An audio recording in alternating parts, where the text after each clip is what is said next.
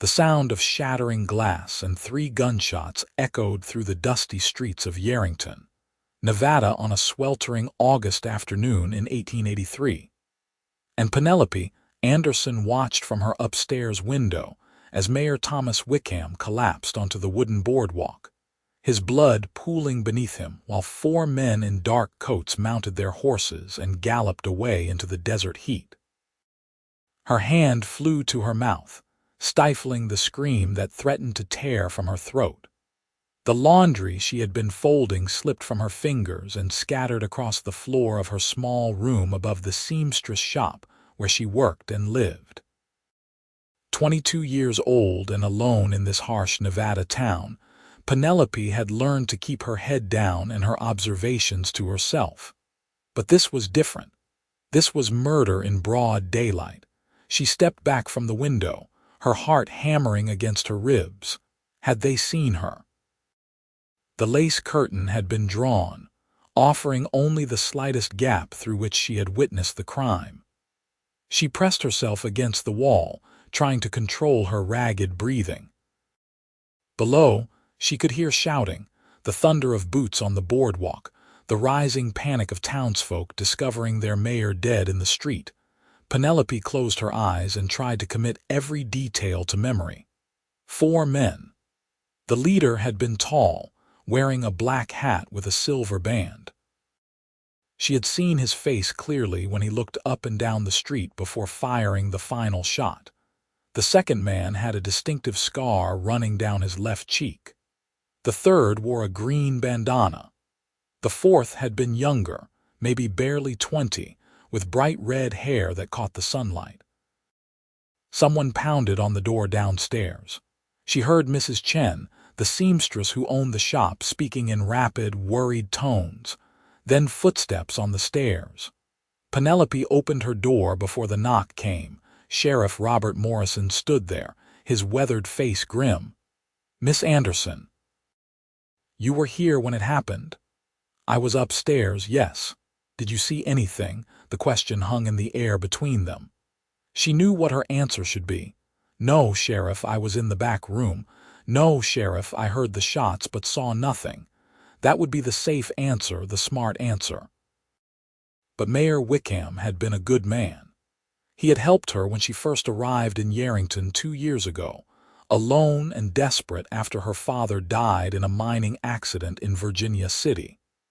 He had vouched for her character when Mrs. Chen was hesitant to take on a stranger. "I saw them," she said quietly. 4 men, I can describe them." The sheriff's expression shifted, something like regret passing over his features. "You certain about that, miss? Sometimes in moments of excitement we think we see things that maybe we did not." "I saw them clearly, Sheriff."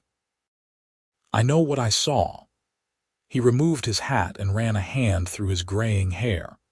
"Then I reckon you better come down to my office and make a statement. But Miss Anderson, I need you to understand something. These men, whoever they are, they just killed a mayor in broad daylight. They are not going to take kindly to a witness stepping forward. Mayor Wickham deserves justice. The dead do not care much about justice, miss. It is the living who should worry about staying that way."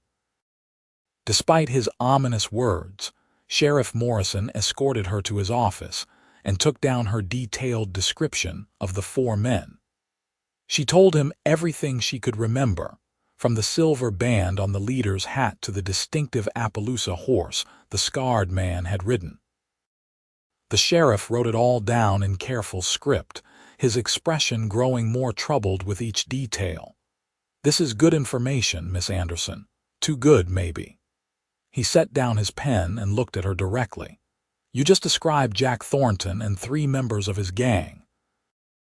They have been terrorizing this territory for 6 months now. No one has been willing to testify against them because everyone who has tried has ended up dead."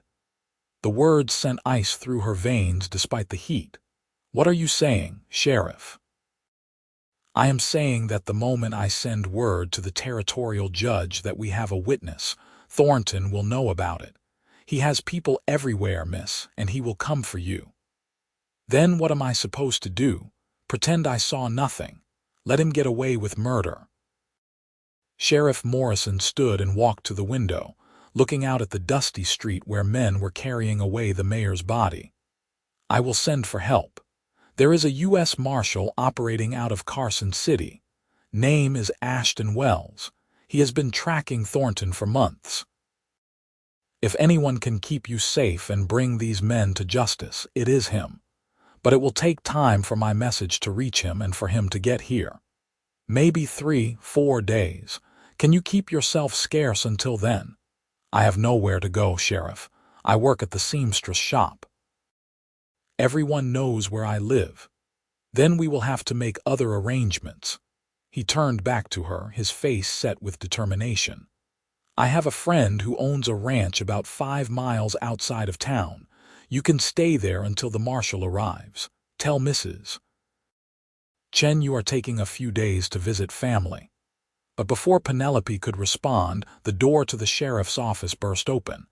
A young deputy, barely out of his teens, stumbled in, his face pale. "Sheriff Morrison, we got trouble. 3 men just rode into town asking questions about who saw what happened to the mayor. They are over at the Silver Dollar Saloon, buying drinks and making it clear they want to talk to any witnesses." The sheriff cursed under his breath. That was fast. He grabbed his hat and gun belt. "Deputy Jenkins, you escort Miss Anderson out the back way and take her to the Harrison Ranch. Tell Jim Harrison I sent her and that she needs a safe place to stay. Do not let anyone see you leave town." "Yes, sir." The deputy was already moving toward Penelope, his hand on his weapon. "Wait," Penelope protested. "I need to get some things from my room. Clothes, my savings. No time for that now, miss. Those men are 2 buildings down from the seamstress shop. If they see you going in or out, they will know." Sheriff Morrison's voice was firm but not unkind. "I will make sure your things are collected and brought to you. Right now, we need to get you out of sight." The reality of her situation crashed over Penelope like a wave. She had become a marked woman in the space of an hour, all because she had been in the wrong place at the wrong time and had chosen to do the right thing. Her hands trembled as Deputy Jenkins led her through the back door of the sheriff's office and toward the stables where the horses were kept. "Can you ride, Miss Anderson?" the deputy asked as he quickly saddled a gentle-looking mare. "Yes, I grew up on a farm in Missouri before." She did not finish the sentence. Before her mother died of fever, before her father dragged her west chasing dreams of silver, before everything fell apart. They rode out of Yerington heading east, taking a roundabout path through the sagebrush and scattered juniper trees that dotted the Nevada landscape. The late afternoon sun beat down mercilessly, and Penelope was grateful for the bonnet she had been wearing when this whole nightmare began. Deputy Jenkins kept scanning the horizon, his young face tense with worry. "The Harrison Ranch is just over that next rise," he said after about 40 minutes of riding. "Jim Harrison is a good man. He will keep you safe." The ranch came into view, a sturdy wooden house with a barn and several outbuildings surrounded by fenced pastures where cattle grazed. It was modest but well-maintained, speaking of hard work and pride of ownership. As they approached, a man emerged from the barn, wiping his hands on his pants. He was perhaps 40, with the solid build of someone who worked with his hands every day. "Deputy Jenkins," he called out in greeting, then his eyes moved to Penelope and his expression grew curious. "What brings you out this way?" "Sheriff Morrison sent us, Mr. Harrison." "This is Miss Penelope Anderson. She witnessed the mayor's murder this afternoon, and the men who did it are already in town looking for witnesses. The sheriff was hoping you could put her up for a few days until the U.S. Marshal arrives." Jim Harrison's weathered face grew serious.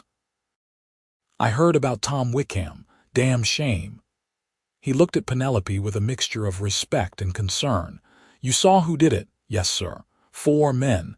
The sheriff says they are part of Jack Thornton's gang. Harrison let out a low whistle. Thornton, that is about as bad as it gets. He was quiet for a moment, then nodded firmly. You are welcome here, Miss Anderson, for as long as you need. I do not have much, but what I have is yours. Any woman brave enough to stand up to men like that deserves protection. I appreciate that more than you know, Mr. Harrison. Jim. No need for formalities out here. He turned to Deputy Jenkins. You tell Bob Morrison that I will keep watch. Anyone comes around asking questions, I will send word immediately. The deputy nodded and prepared to ride back to town, leaving Penelope alone with this stranger in the middle of the Nevada wilderness. She felt suddenly vulnerable and exposed, the full weight of what she had done pressing down on her. Jim Harrison must have seen something in her face because his expression softened. Come inside, miss. My wife passed 3 years ago, but I still know how to make a decent pot of coffee and the spare room is clean. You are safe here. The house was simple but comfortable, with handmade furniture and curtains that showed a woman's touch, even if that woman was no longer there to maintain them. Jim Harrison set about making coffee while Penelope sat at the wooden table, her mind racing. How did your wife die? She asked, then immediately regretted the forward question. I am sorry, that was inappropriate. No need to apologize. Fever took her along with our daughter. They went within 2 days of each other. His voice was matter of fact, but Penelope could hear the old grief beneath it. Been just me and the ranch since then. Gets lonely sometimes, but the work keeps me busy. I am sorry for your loss. He brought 2 cups of coffee to the table and sat across from her. What about you? What brings a young woman like yourself to a hard town like Yerington? She told him her story, about growing up in Missouri, losing her mother, following her father west, his death in the mines, and finding herself alone with nothing but the sewing skills her mother had taught her. Jim Harrison listened without interrupting, his blue eyes kind and attentive. You have had a rough go of it, he said when she finished. And now this business with the mayor. But you did the right thing speaking up. That takes courage. I am not feeling very courageous right now. Mostly I am feeling terrified. Fear and courage are not opposites, miss. Courage is being afraid and doing what is right anyway. You have plenty of both.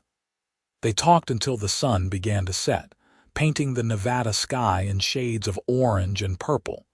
Jim showed her to the spare room, which was clean and simply furnished with a bed, a washstand, and a small dresser. I will be just across the hall if you need anything. I am a light sleeper, so if you hear any trouble, you sing out. That night, Penelope lay awake staring at the ceiling, listening to the unfamiliar sounds of the ranch, cattle lowing in the distance, the wind moving through the eaves, an owl hooting somewhere nearby. Every sound made her heart race, wondering if it might be men on horseback coming to silence her forever. She must have eventually fallen asleep, because she woke to the smell of bacon frying and sunlight streaming through the window. For a moment, she forgot where she was and why she was there. Then memory came crashing back and her stomach clenched with anxiety. Jim Harrison was in the kitchen, cooking breakfast with the practiced efficiency of a man long accustomed to caring for himself. Morning, Miss Anderson. Hope you are hungry. Please call me Penelope. She sat at the table, accepting the plate of bacon and eggs he offered. And yes, surprisingly, I am. Fear takes energy. You need to keep your strength up. They had just finished eating when they heard the sound of a horse approaching. Jim was on his feet immediately, moving to the window with his rifle in hand. Penelope felt her heart leap into her throat. It is all right, Jim said after a moment. It is Deputy Jenkins. The young deputy dismounted quickly and came to the door, his face flushed from hard riding. Mr. Harrison, Miss Anderson, I brought your things. He handed Penelope a carpet bag that she recognized as her own. "Mrs. Chen packed them for you. Said to tell you not to worry about the shop, that you still have a job when this is all over." "Thank you," Penelope said, clutching the bag to her chest.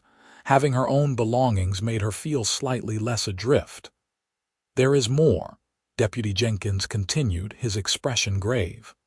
"Those 3 men who were asking questions yesterday, they left town late last night. But this morning, 2 more strangers arrived. The sheriff thinks they are watching to see if anyone acts suspicious or tries to leave town. He says the U.S. Marshal should be here by tomorrow evening at the latest. He is sending a rider to meet him on the road and bring him straight here rather than going through town first."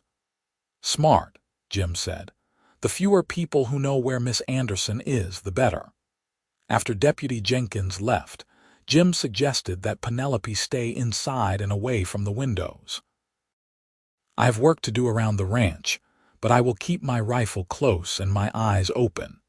You see or hear anything that worries you, you get yourself into the root cellar out back. There is a false wall in there that leads to a small space where you can hide. I built it during the Indian troubles a few years back, before the Paiutes and the settlers made peace." The day passed with agonizing slowness. Penelope tried to occupy herself by mending some of Jim's clothes that clearly needed attention, but her mind kept wandering to the 4 men she had seen murder Mayor Wickham. Were they out there somewhere searching for her? Did they know her name? What would they do if they found her? That evening, Jim taught her how to shoot his spare pistol, a small revolver that fit her hand better than his larger weapons. They went out behind the barn where the sound would not carry far, and he showed her how to load it, aim it, and fire it. "I have never shot anyone," he said seriously, "and I pray you never have to either, but if it comes down to your life or theirs, you do not hesitate. You understand?" "I understand," Penelope said, though her hands shook as she held the weapon. "Good girl. Now keep this with you at all times. Under your pillow at night, in your pocket during the day." That night, Penelope did indeed sleep with the pistol under her pillow, though sleep itself remained elusive. She kept thinking about the young, red-haired man who had been the 4th rider. He had looked so ordinary, like someone's son or brother. How did a person end up riding with murderers? What choices had led him to that moment? The next day dragged even more slowly than the first. Jim worked around the ranch while Penelope stayed inside, the pistol a constant weight in her dress pocket. She found herself watching the road, jumping at every sound, her nerves stretched to the breaking point. It was late afternoon when they finally heard the sound of multiple horses approaching. Jim grabbed his rifle and positioned himself by the window while Penelope retreated toward the back of the house, her hand on the pistol. "2 riders," Jim said, his voice tense. "One of them is wearing a badge. I think this is our marshal." Penelope moved to where she could see out the window. The first rider was indeed wearing a badge, visible even at a distance on his dark vest. He was tall and broad-shouldered, sitting his horse with easy confidence. Even from here, she could see that he was younger than she had expected, maybe 30 at most. The second rider was Deputy Jenkins. Jim lowered his rifle and opened the door as the 2 men dismounted. "You must be Marshal Wells." "I am." The marshal's voice was deep and steady. He removed his hat, revealing dark hair and a strong, clean-shaven face. When his eyes met Penelope's as she emerged from the house, she felt a jolt of something she could not quite name. He had the most unusual eyes she had ever seen, a light brown that looked almost gold in the afternoon sun. "And you must be Miss Anderson. I understand you witnessed the murder of Mayor Wickham." "Yes, sir. I saw the whole thing from my window." Marshal Ashton Wells studied her for a long moment, his expression unreadable. Then he nodded slowly. "That was very brave of you to come forward, also very dangerous." The men you saw are part of Jack Thornton's gang. They have killed at least 12 people that we know of, and they do not leave witnesses alive." "So I have been told," Penelope said, trying to keep her voice steady. "But Mayor Wickham was a good man. He deserves justice." Something shifted in the marshal's expression, a warmth entering those unusual eyes. "He does indeed. And with your testimony, we can finally bring Thornton and his men to face it. But first, we need to keep you alive long enough to testify." Jim Harrison invited them all inside, and over coffee, Marshal Wells laid out his plan. "The territorial judge will arrive in Yerington in 5 days for the trial. I have sent word to have Thornton and his men arrested on sight if they show themselves in town again. But they are smart. They will stay out in the wilderness until they know whether there is a witness worth silencing." "So what do we do?" Penelope asked. "We stay here and wait. I will keep watch, along with Mr. Harrison and Deputy Jenkins. Once the judge arrives and the trial begins, you will be under official protection. Until then, we keep you hidden and safe." "Begging your pardon, Marshal," Jim said, "but 3 men is not much defense against Thornton's whole gang if they decide to attack this ranch." "You are right.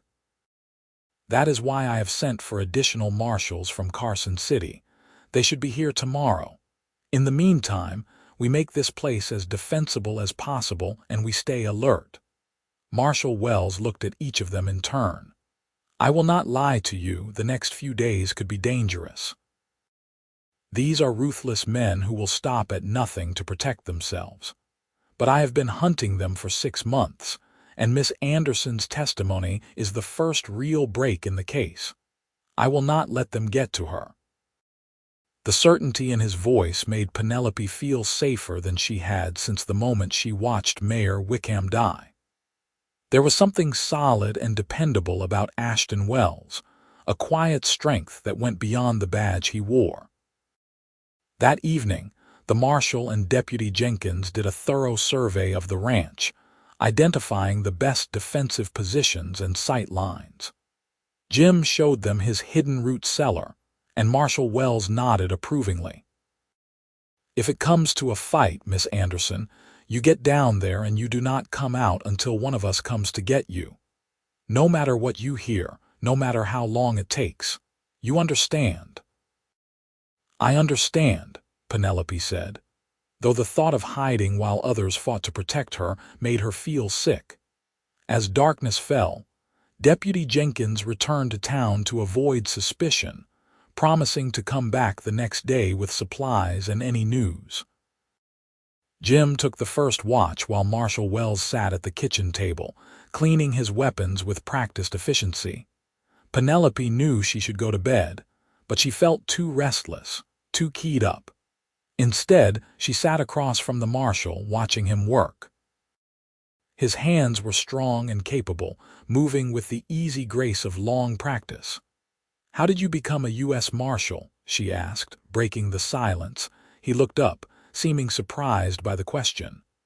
"My father was a lawman, sheriff in a small town in Wyoming. He was killed trying to stop a bank robbery when I was 16. I decided then that I wanted to follow in his footsteps, to make sure other families did not have to go through what mine did. I am sorry about your father. It was a long time ago." He returned his attention to his pistol but continued talking. "I worked as a deputy for a few years, then applied to be a marshal when I turned 25. Been doing this for 5 years now." "You enjoy it?" He considered the question carefully. "Enjoy is not the right word. But it feels like meaningful work. Every criminal I bring to justice is one less threat to innocent people. That matters. Even when it puts you in danger, especially then." He looked at her directly, and again she felt that strange jolt. Someone has to stand between good people and those who would harm them. Might as well be me. They talked late into the night, trading stories about their lives, their losses, their hopes. Penelope found herself opening up to this stranger in a way she rarely did. telling him about her mother's death, her father's desperate search for fortune that ended in tragedy, her loneliness in Yerington. In turn, Ashton told her about growing up in Wyoming, about his mother who still lived there and worried about him constantly, about the satisfaction of bringing criminals to justice and the frustration when they slipped away. "Thornton has been my white whale for 6 months," he admitted. "Every time I get close, he slips the net. He is smart, careful, and absolutely ruthless. But he made a mistake killing the mayor in broad daylight in a town. That kind of arrogance can be a man's downfall. You think you can catch them all? All 4 men I saw. With your testimony, yes. You saw them clearly, can identify them in court. That is more than we have ever had before. Witnesses either disappear or recant their statements out of fear. The fact that you are willing to testify, even knowing the danger, that changes everything." "I am terrified," Penelope confessed. "Every sound makes me jump. Every shadow looks like a threat. But I keep thinking about Mayor Wickham lying in the street, and I know I cannot stay silent." Ashton reached across the table and covered her hand with his own. The touch was brief, almost formal, but it sent warmth spreading through her. "Your fear is natural and intelligent, but your courage is extraordinary. I want you to know that I will do everything in my power to keep you safe." "I believe you," she said, and realized she meant it completely. When she finally went to bed that night, the pistol under her pillow felt less like a burden and more like a promise. She was not alone in this. Ashton Wells would protect her, and somehow she would survive to see justice done. The next morning brought the arrival of 3 additional marshals from Carson City, hard-faced men who treated the situation with professional seriousness. They established a watch rotation and fortified the ranch house, placing weapons at strategic points throughout the building. The atmosphere became almost military in its precision. Penelope found herself spending more time with Ashton, who seemed to gravitate toward her whenever he was not on watch. They would sit on the porch in the early morning before the heat became unbearable, or in the kitchen in the evening after dinner, talking about everything and nothing. She learned that he had a dry sense of humor that caught her off guard, making her laugh even in the midst of her fear. He learned that she had a sharp mind and a way of seeing through pretense that he found refreshing. "Most people try to tell me what they think I want to hear," he said one evening as they sat watching the sunset paint the sky purple and gold. "You just tell me the truth, even when it is not comfortable." "Life is too short for games," Penelope replied. "My parents taught me that honesty matters more than politeness. They raised you well." On the 3rd day, Deputy Jenkins brought troubling news from town. 2 men matching the descriptions Miss Anderson gave were spotted about 10 miles west of here, near the old mining camp. They seemed to be scouting the area. Ashton's face grew grim. "They are looking for her. They probably know by now that she did not leave town through normal channels, so they are checking the surrounding ranches." "This is the 4th ranch out from town," Jim Harrison said. "If they are working their way systematically, they will get here soon. Then we need to be ready." Ashton turned to Penelope. "I want you to practice getting to the root cellar quickly. If shooting starts, you run. Do you understand? Do not hesitate, do not look back, just run." They practiced the escape route 3 times, timing how long it took her to get from various points in the house to the hidden cellar. The fastest route was from the kitchen, cutting through the back door and straight across to the small building that housed the entrance. Ashton made her do it until she could navigate it in less than 30 seconds. That night, everyone slept in shifts, weapons close at hand. Penelope lay awake listening to the sounds of the night, every nerve on edge. Around midnight, she heard a soft knock on her door. "Miss Anderson." "It is Ashton. Are you awake?" She opened the door to find him standing there, his face shadowed in the lamplight. "Is something wrong?" "No, everything is quiet. I just wanted to check on you. I know this is not easy. I am managing." She stepped aside. "Would you like to come in?" "I was not sleeping anyway." He hesitated, mindful of propriety, but finally entered, leaving the door ajar. They sat in the two chairs by the window, speaking in low voices so as not to disturb the others. "Tell me something," Penelope said. "When this is over, when Thornton and his men are in custody and I have testified, what happens then? Do I just go back to my normal life as if nothing happened?" "That is up to you," Ashton said. "Though I suspect after something like this, normal life might feel different." "I suspect you are right." She was quiet for a moment. "What about you? Will you move on to the next criminal, the next hunt? That is usually how it works, yes. Does it ever get lonely, always moving, never settling down?" He looked at her with an intensity that made her breath catch. "Sometimes, especially lately." The words hung in the air between them, heavy with unspoken meaning. Penelope knew she should say something light, something to break the tension, but she did not want to.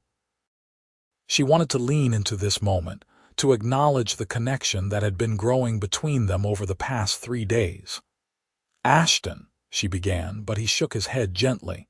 "Penelope, I need to say something, and I need you to listen without interrupting. Can you do that?" She nodded, her heart pounding. "I have been a marshal for 5 years. In that time I have protected dozens of witnesses, hundreds of innocent people. I have always been professional, always kept my distance. But with you, it is different. From the moment I rode up to this ranch and saw you standing there, terrified but determined, I felt something I have never felt before. And these past few days, getting to know you, talking with you, watching your courage even when you are afraid, I have come to care for you in a way that goes beyond my professional duty." He stood and paced to the window, looking out at the dark Nevada night. "I know this is not the time or place for such declarations. You are under my protection, dependent on me for your safety. It would be wrong of me to put any kind of pressure on you or make you feel obligated. But I also cannot shake the feeling that if I do not tell you how I feel, I will regret it for the rest of my life." Penelope rose and moved to stand beside him. "What are you saying, Ashton?" He turned to face her, and in the lamplight, his eyes were molten gold. "I am saying that I am falling in love with you, Penelope Anderson. And I know it is fast and reckless and probably foolish given the circumstances, but I have faced death enough times to know that some things cannot wait." Her hand found his, their fingers intertwining naturally. "It is not foolish. I feel it too. I have from the first moment you looked at me, and I saw that you did not just see a witness to protect, but a person worth protecting. These past days with you have been the most terrifying of my life, but also somehow the most alive I have ever felt." "Penelope," he breathed, and then he was kissing her, gentle and urgent all at once. She kissed him back with all the pent-up fear and hope and longing of the past days, her free hand fisting in his shirt to pull him closer. When they finally broke apart, both breathing hard, Ashton rested his forehead against hers. "When this is over, when you are safe and Thornton is behind bars, I want to court you properly. Take you to dinner, go for walks, let you meet my mother. I want to see if this thing between us can grow into something lasting." "I would like that very much," Penelope whispered. "But Ashton, what if something goes wrong? What if nothing is going to go wrong? I will not let anything happen to you, I promise." It was a promise he would be tested on sooner than either of them expected. The attack came just before dawn on the 4th day. Penelope was awakened by the sound of gunfire, sharp cracks that shattered the pre-dawn quiet. For a split second, she was disoriented, then training took over. She grabbed the pistol from under her pillow and ran. The kitchen was chaos. Through the windows, she could see muzzle flashes from multiple positions around the ranch. Jim Harrison was returning fire from the front room while two of the marshals held the back of the house. Ashton appeared at her side, his face grim and determined. "Go now, get to the cellar. How many are there?" "At least 6, maybe more." "Go, Penelope, please," she ran. Out the back door, across the yard that seemed impossibly exposed in the growing light. Bullets kicked up dust near her feet, but she did not stop, did not look back. The door to the root cellar was blessedly unlocked. She yanked it open and tumbled down the stairs, finding the false wall and squeezing into the cramped space behind it. In the darkness, with the sound of gunfire muffled but still audible above, Penelope prayed. She prayed for Ashton, for Jim, for all the men risking their lives to protect her. She prayed for the courage to survive this, to testify, to see justice done. And yes, she prayed for a future where she and Ashton could explore what was growing between them without the shadow of death hanging over them. The gunfight seemed to last forever, but was probably only about 15 minutes. Then, abruptly, the shooting stopped. Penelope waited in the darkness, hardly daring to breathe. Were the attackers gone? Had they been driven off, or had they succeeded in overwhelming the defenders? Every second of silence felt like an eternity. Then she heard footsteps above, someone walking across the floor of the cellar. She clutched her pistol, finger on the trigger, ready to shoot if the wrong person found her hiding place. "Penelope, Penelope, it is Ashton. You can come out now." She nearly sobbed with relief at the sound of his voice. She pushed open the false wall and scrambled out to find him standing there, covered in dust and gunpowder residue but gloriously, wonderfully alive. She threw herself into his arms and he held her tight, his face buried in her hair. "Are you hurt?" she demanded, pulling back to look him over. "A graze on my arm, nothing serious. You followed instructions perfectly, thank God. If you had hesitated even a few seconds." He shuddered and pulled her close again. "The others. Jim?" "Jim took a bullet to the leg, but he will be fine. One of the marshals has a shoulder wound." "We were lucky, it could have been much worse." "Did you get them?" "The attackers." Ashton's expression darkened. "We killed 3 and wounded another 2 who retreated. We are tracking them now. But Penelope, one of the dead men, is the red-haired man you described. And another is the one with the scar. That means Thornton knows exactly where you are and exactly how important your testimony is." The reality sank in like a stone. "He will try again." "Yes, which is why we are not staying here. As soon as the sun is fully up, we are moving you to a more secure location. There is an old cavalry fort about 30 miles north, still manned by a small garrison. We can hold out there until the judge arrives." They left within the hour. Jim Harrison, despite his wounded leg, insisted on coming with them. "Those bastards attacked my home," he said grimly. "I am seeing this through to the end." The ride to the fort was tense, everyone watching for signs of pursuit. They took a winding route through the mountains, using every trick Ashton knew to obscure their trail. By the time they reached Fort Davis, a small outpost manned by 24 soldiers, it was late afternoon and everyone was exhausted. The fort commander, Captain Williams, greeted them with military efficiency. "Marshal Wells, we received word you might be coming. We have quarters prepared for the lady and your men. I have also increased patrols around the perimeter." "I appreciate that, Captain. We have reason to believe Jack Thornton himself might make an attempt on Miss Anderson's life before the trial."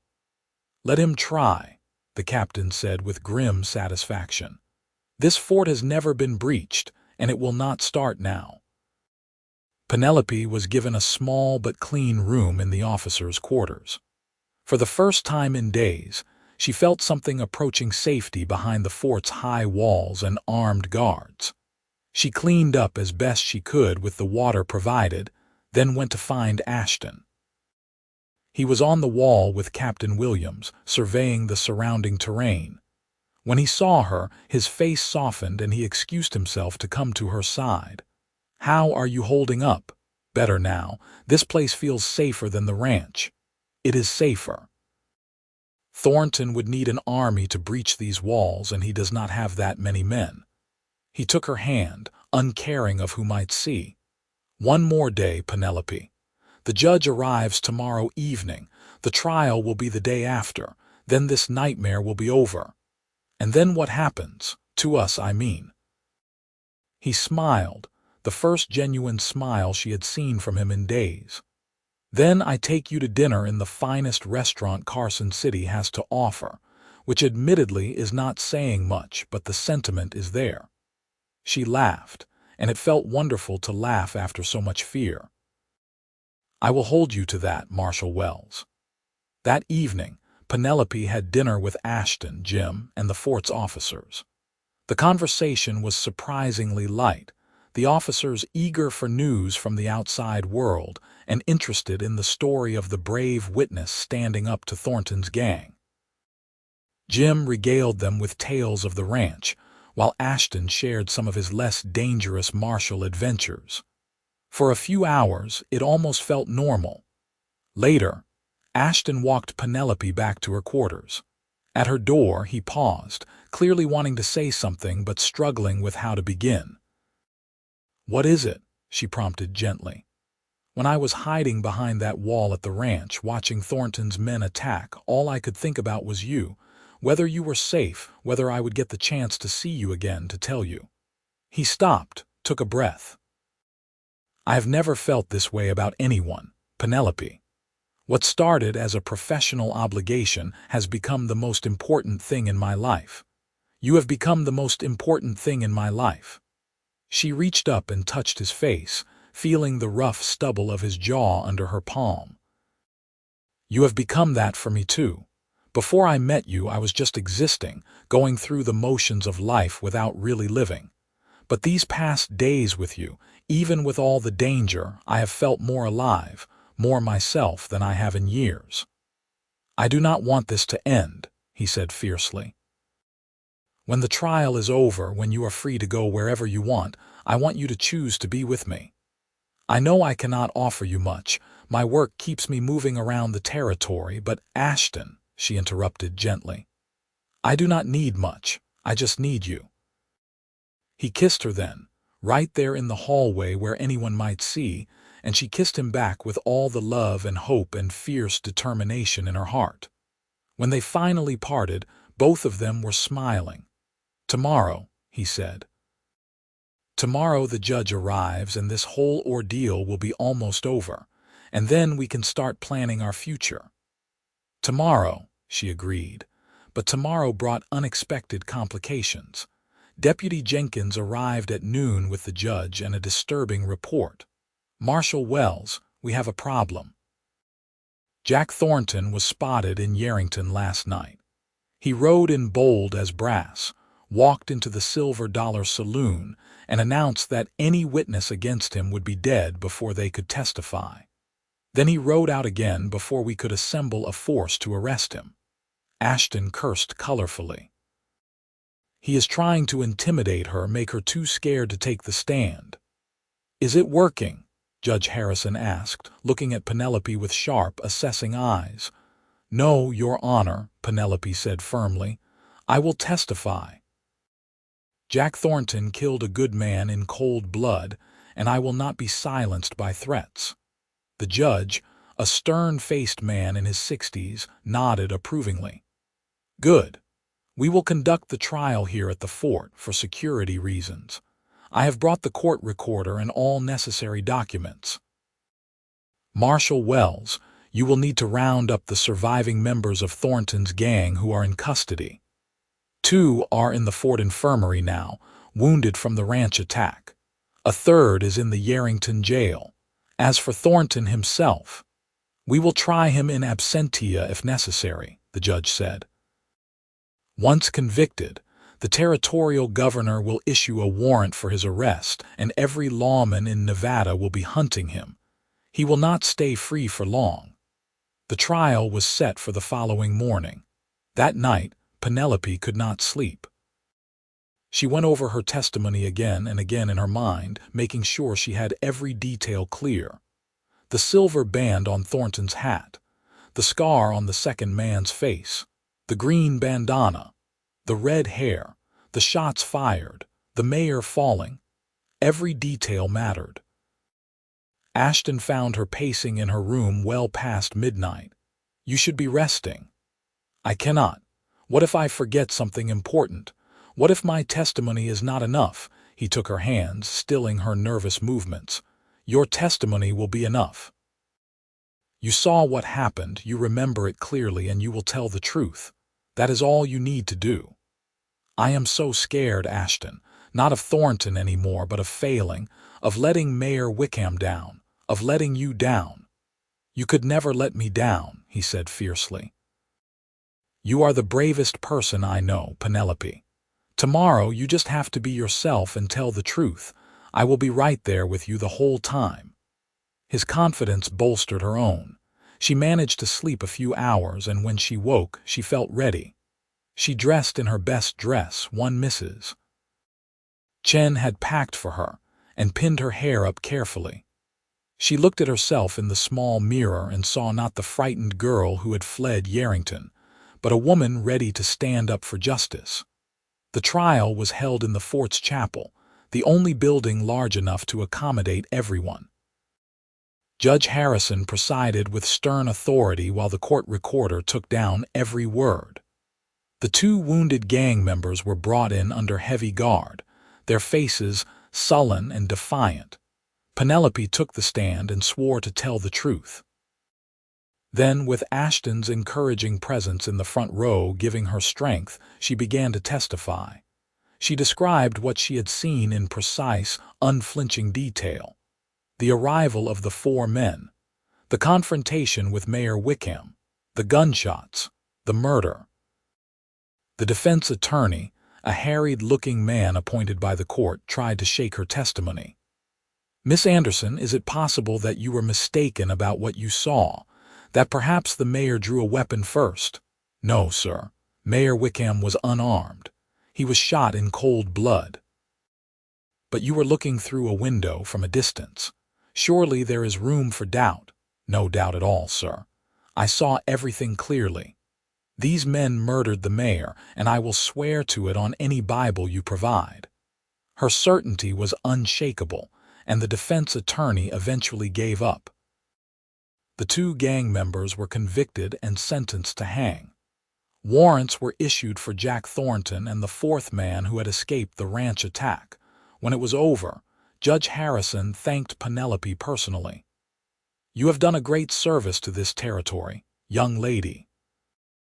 Your courage will not be forgotten." As they left the chapel, Penelope felt as if a great weight had lifted from her shoulders. It was done. She had testified. Justice would be served. She was free. Ashton swept her into his arms right there in front of everyone, spinning her around as she laughed with relief and joy. When he set her down, his eyes were shining. "You were magnificent," he said. "Absolutely magnificent. I could not have done it without you." "Nonsense. You are the strongest person I know." Jim Harrison approached, limping slightly but grinning widely. "Miss Anderson, you did Tom Wickham proud today. He would be grateful to know his death was avenged. Thank you, Jim, for everything. You saved my life at the ranch." "Happy to do it." He shook hands with Ashton. "Marshal, you take good care of this lady, you hear? She is something special." "I know," Ashton said, looking at Penelope with unmistakable love. "And I intend to spend the rest of my life doing exactly that if she will let me." The words hung in the air, and Penelope felt her heart swell. "Is that a proposal, Marshal Wells?" "Not yet. When I propose, it will be properly with a ring and everything. But it is a declaration of intent." He took her hand. "Penelope Anderson, I love you. I want to build a life with you, whatever that looks like, wherever it takes us. Will you give me that chance?" "Yes," she said, tears of happiness streaming down her face. "Yes, 1,000 times yes." They returned to Yerington 2 days later, this time without fear or secrecy. The town greeted Penelope as a hero, the woman who had brought Mayor Wickham's killers to justice. Mrs. Chen welcomed her back to the seamstress shop with tears and hugs. "I always knew you were brave," the older woman said. "But this is something else. You are welcome here for as long as you want to stay." But Penelope's plans had changed. Over the next few weeks, she and Ashton courted properly, with dinners and walks and long conversations about their future. He introduced her to his mother via letter, receiving an enthusiastic response that she would be delighted to meet the woman who had captured her son's heart.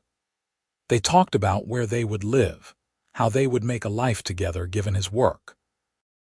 "I have been thinking," Ashton said one evening as they sat on the porch of Jim Harrison's ranch, watching the sunset. "I have been a marshal for 5 years, always moving, never settling. Maybe it is time for a change." "What kind of change?" "The territorial governor has been after me to take a position as territorial chief investigator, based in Carson City. It would be less travel, more stability. A better life for a married man." "Married?" Her heart skipped.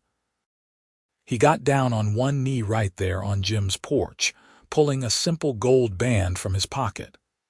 "Penelope Anderson, you are the bravest, kindest, most remarkable woman I have ever known. You have shown me what it means to stand up for what is right no matter the cost, and you have taught me that love can grow even in the darkest circumstances. Will you marry me?" "Yes." She did not even have to think about it. "Yes, Ashton, I will marry you." The ring fit perfectly, and when he stood to kiss her, Jim Harrison whooped from inside the house, clearly having been listening the whole time. They were married 6 weeks later in a simple ceremony in Yerington's church. Mrs. Chen made Penelope a beautiful dress, and Ashton's mother traveled all the way from Wyoming to attend. Jim Harrison walked Penelope down the aisle, and when the preacher pronounced them husband and wife, the whole town cheered. The story might have ended there, but life had one more surprise in store. 2 months after the wedding, as Penelope and Ashton were settling into their new home in Carson City, where Ashton had taken the territorial investigator position, word came that Jack Thornton had been captured attempting to flee into California. He was brought back to Nevada, tried, and convicted based on Penelope's testimony from the previous trial. He was hanged on a cold November morning, and with his death, the last shadow over Penelope's new life was finally lifted. Ashton thrived in his new position, using his investigative skills to solve crimes across the territory without having to spend weeks away from home. Penelope opened a small seamstress shop in Carson City, using the skills her mother had taught her to build a successful business. Their home became a gathering place for friends and colleagues, a warm and welcoming space filled with love and laughter. When Penelope discovered she was pregnant the following spring, Ashton was overjoyed.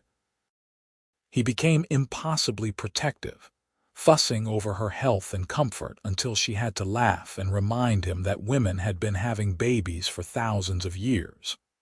Their son was born in December of 1884, a healthy baby boy with his father's golden brown eyes and his mother's determined spirit.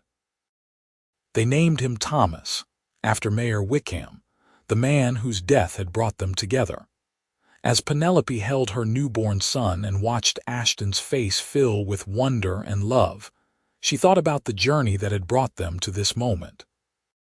The terror of witnessing a murder, the fear of being hunted, the uncertainty of whether she would survive to see justice done. And through it all, the unexpected gift of finding love in the midst of danger. What are you thinking about?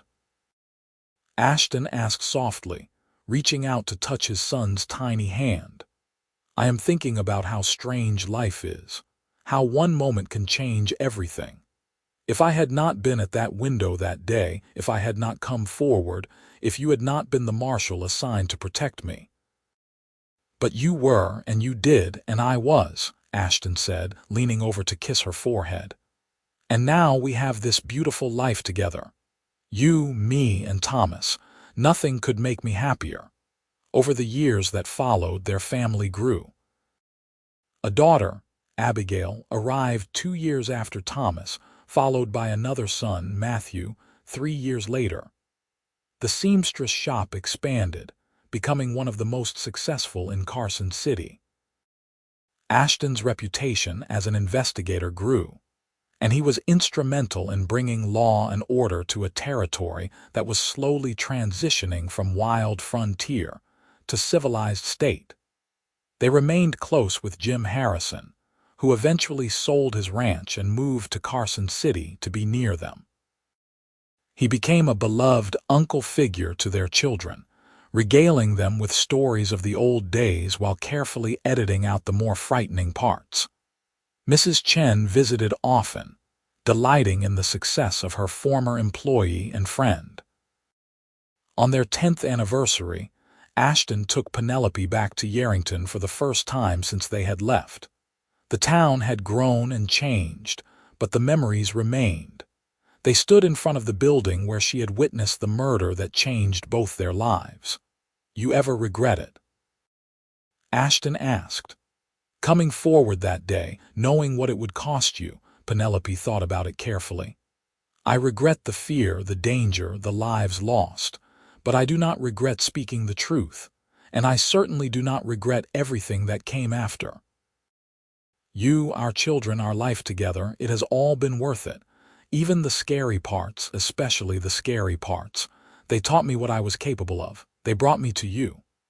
She took his hand. Besides, you promised to protect me, and you did. You said let them try, and you meant it. You never let anything happen to me. I never will, he promised, just as he had all those years ago in the darkness of a ranch under siege. As they grew older together, Penelope and Ashton became pillars of their community. Their children grew into fine adults, Thomas following in his father's footsteps to become a lawman, Abigail becoming a teacher, and Matthew taking over his mother's thriving seamstress business and expanding it into a general mercantile. In their later years, sitting on the porch of their comfortable home in Carson City, Penelope and Ashton would often reflect on that fateful August day in 1883 when everything changed. The day she witnessed a murder and chose courage over safety. The day a cowboy marshal rode into her life and promised to protect her. The day that began with terror and ended, eventually, in the deepest love either of them had ever known. You know what I think? Penelope said one evening as they watched the sun set over the mountains, their grandchildren playing in the yard. What is that, my love? I think that sometimes the worst moments of our lives lead us to the best things. If Mayor Wickham had not been killed, if I had not witnessed it, if those men had not hunted me, I never would have met you. We never would have had this life, these children, these grandchildren. Ashton squeezed her hand gently. I have thought the same thing many times. And while I wish Tom Wickham could have lived to see how his death inadvertently brought about something beautiful, I am grateful every single day for what we have built together. As am I. When Penelope Anderson Wells passed away in 1923 at the age of 62, surrounded by her family, Ashton held her hand just as he had in those desperate days 40 years earlier when he first promised to keep her safe. She went peacefully, her life full and complete, having lived to see Nevada achieve statehood, her children and grandchildren thriving, and most importantly, having spent 4 decades with the man she loved. Ashton followed her 2 years later, and they were buried side by side in the Carson City Cemetery. Their gravestone bore a simple inscription: Penelope and Ashton Wells. She witnessed, he protected, together they loved. Their story became a legend in Nevada history, told and retold with variations over the years. The brave witness who refused to be silenced. The dedicated marshal who kept her safe. The love that blossomed in the midst of danger and grew stronger with each passing year. But for those who knew them best, their children and grandchildren who carried on their legacy, the real story was simpler and more profound. It was about two people who found each other in the darkest of circumstances and chose to build a life based on courage, integrity, and unwavering devotion. Thomas Wells, named after the mayor whose death had brought his parents together, grew up hearing the story of how his mother stood up to killers and his father protected her. He carried those lessons with him throughout his career as a U.S. Marshal, following in Ashton's footsteps and bringing justice to the growing state of Nevada. He married a school teacher named Sarah and told his own children about their grandmother's bravery and their grandfather's honor. Abigail Wells became one of Carson City's most beloved teachers, educating generations of children with the same combination of gentleness and strength that her mother had embodied. She never married, choosing instead to dedicate her life to her students and her family. She kept a journal where she recorded all the stories her parents had told her, preserving the family history for future generations. Matthew Wells transformed his mother's seamstress shop into a thriving general store that became a Carson City institution. He married a woman named Catherine, and together they raised 5 children, teaching them the values of hard work, honesty, and standing up for what was right that Penelope and Ashton had exemplified. The grandchildren grew up knowing they came from people who had faced terrible danger and chosen courage. They knew their grandmother had been hunted by killers, but refused to be silent.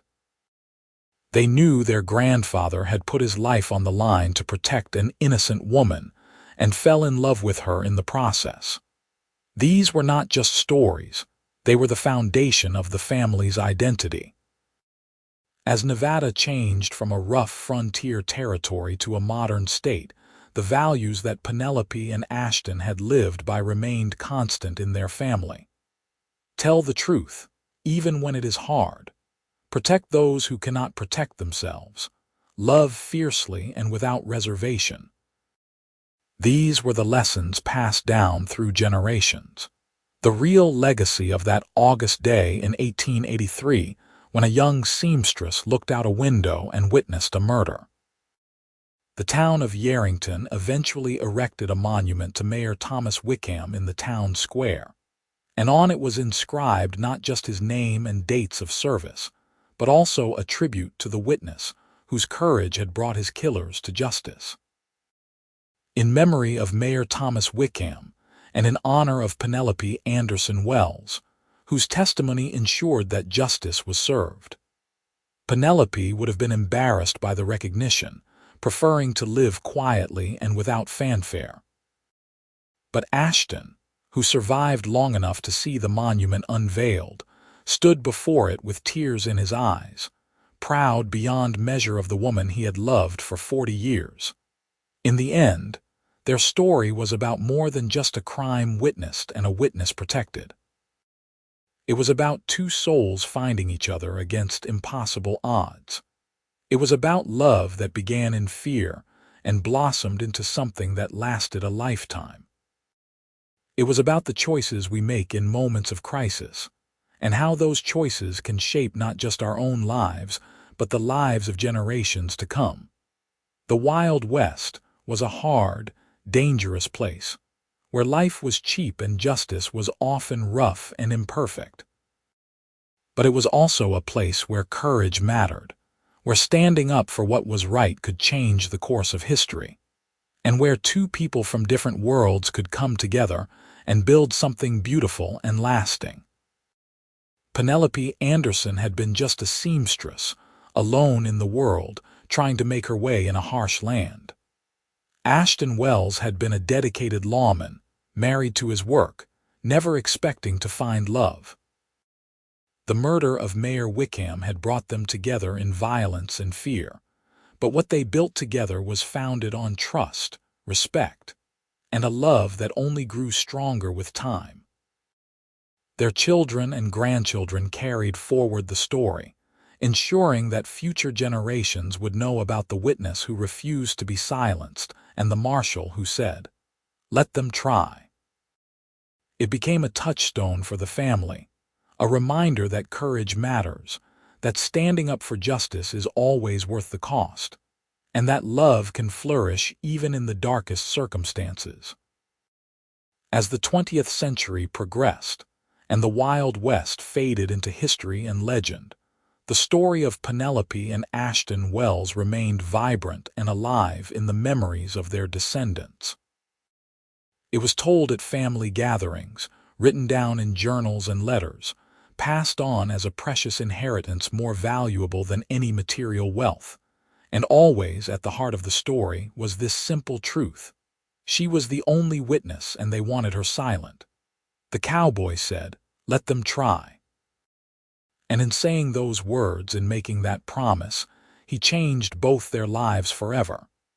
They had faced down danger together, built a life together, raised a family together, and loved each other through 40 years of joy and sorrow, triumph and tragedy. Theirs was a love story for the ages, set against the backdrop of the Wild West, born in violence but nurtured in devotion.